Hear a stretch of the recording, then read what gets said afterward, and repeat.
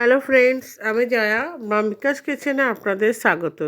আজকে যে রেসিপিটা বানাচ্ছি এটা আমার একটা বন্ধুর অনুরোধে আমি এটা বানাচ্ছি। আপনারা দেখুন, আশা করছি ভালো লাগবে। কেন ও আমায় বলেছিল এই রেসিপিটা বানানোর জন্য, তাই আমি বানাচ্ছি।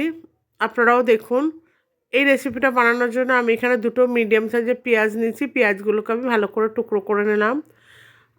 2 ইঞ্চির মতো আদা নিয়েছি। আদাটার ভালো করে আমি খোসা ছাড়িয়ে নিচ্ছি।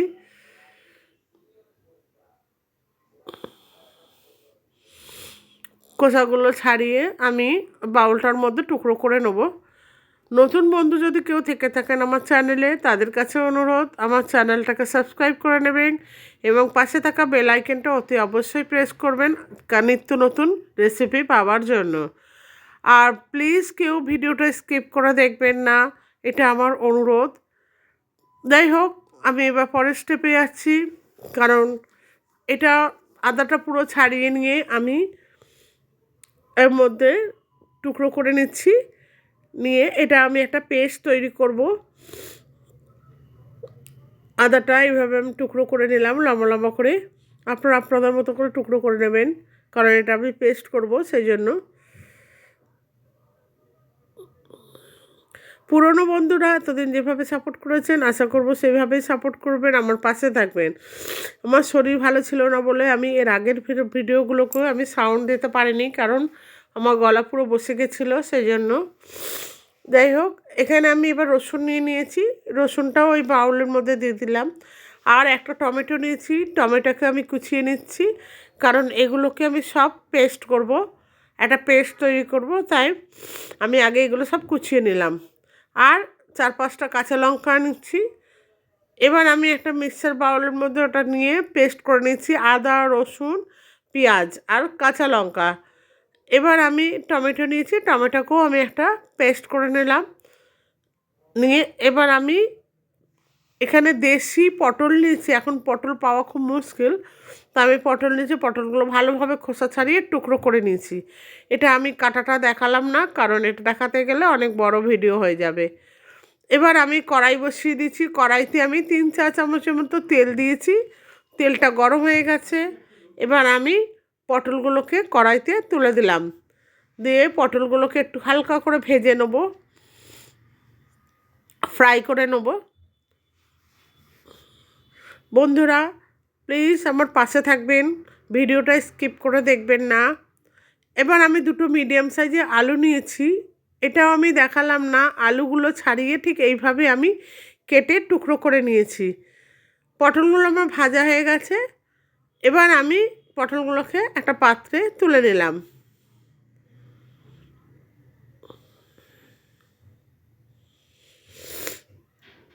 এর মধ্যে আমি আবার একটু তেল দিয়ে দিলাম।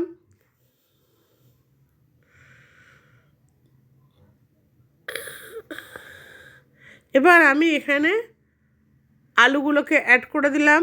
আলুগুলো একটু ফ্রাই করে নেবো, একটু লালচে লালচে করে ভেজে নেবো, হালকা লালচে করে ভেজে নেবো।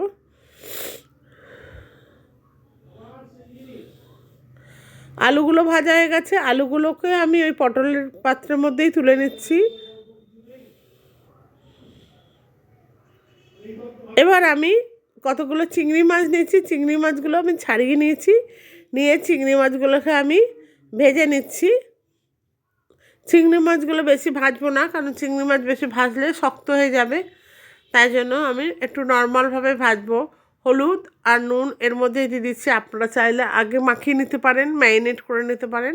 আমি এর মধ্যে দিয়েই ভাজলাম।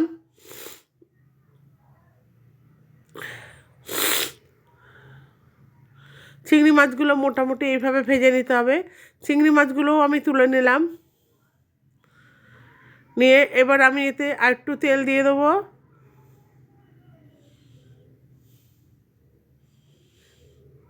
পরিমাণ মতো তেল দিয়ে দিলাম। 3-4 চামচের মতো তেল দিয়েছি। আপনারা আপনাদের মতো করে তেলটা দিয়ে নেবেন। দিয়ে এবার আমি একটা পাঁচফোড়ন দিলাম, 1/2 চা চামচের মতো। আর একটা পেঁয়াজকে আমি টুকরো করে নিয়েছি, সেই পেঁয়াজটাও আমি এখানে দিয়ে দিলাম।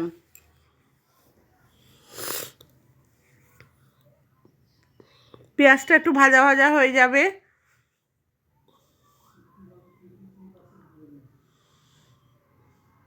এবার আমি আদা, রসুন, পেঁয়াজ আর কাঁচা লঙ্কা বাটাটা দিয়ে দিলাম, আর টমেটো পিউরিটাও দিয়ে দিলাম। দিয়ে ভালো করে আমি এটাকে নেড়ে চেড়ে ভেজে নেব।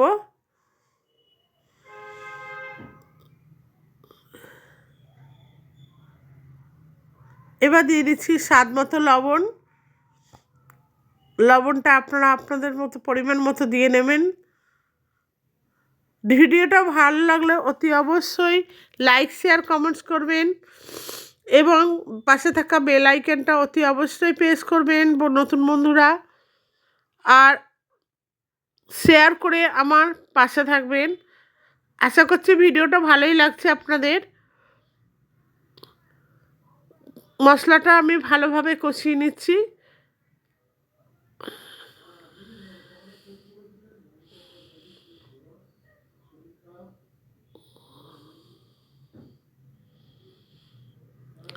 পুরো মশলাটা কষিয়ে নেবো, ভালোভাবে ভেজে নেবো।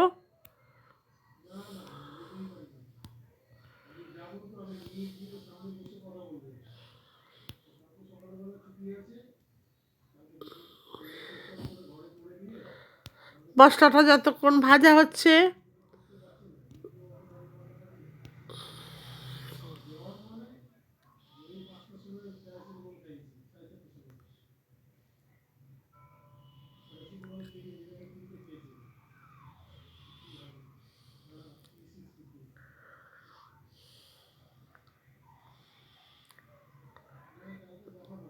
পুরো মশলাটা ভাজা হয়ে গেছে।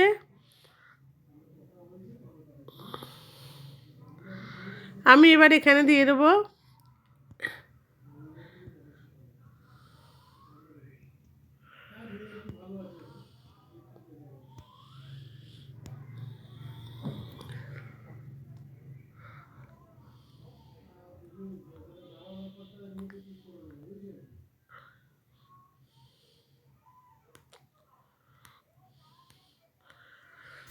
জিরে গুঁড়ো, আর দিয়ে দিচ্ছি সামান্য লঙ্কার গুঁড়ো। কেন, যেহেতু আমি কাঁচা লঙ্কা দিয়েছি তাই জন্য আমি একটু কালার আনার জন্য লাল লঙ্কার গুঁড়ো দিয়ে দিলাম। দিয়ে আমি এবারে আলু, পটল আর চিংড়ি মাছগুলো দিয়ে দিলাম। মশলাটা আমার ভাজা হয়ে গেছে, কেন কাঁচা গন্ধটা চলে গেছে, তেলও ছেড়ে দিয়েছিল, সেই জন্য এবার আলু, পটল আর চিংড়ি মাছটা দিয়ে দিলাম। দিয়ে ভালো করে আমি নেড়ে ছেড়ে নিচ্ছি। যেহেতু এটা 80% আমার ভাজা হয়ে গেছিলো, তাই জন্য এবার আমি আগের থেকে একটু গরম জল করে রেখেছিলাম, সেই গরম জলটা আমি এর মধ্যে দিয়ে দিলাম। দিয়ে এবার নেড়ে ছেড়ে আমি একটা ঢাকনা দিয়ে ঢেকে দেবো।